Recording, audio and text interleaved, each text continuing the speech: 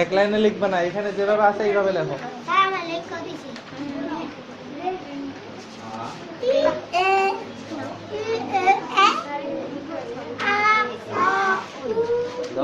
এরকম এর সময় জিব্বা বের করছে,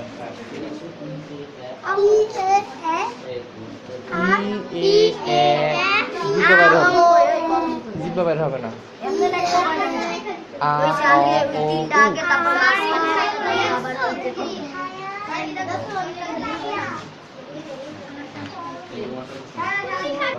ঠিক আছে, একসাথে আমরা ই এ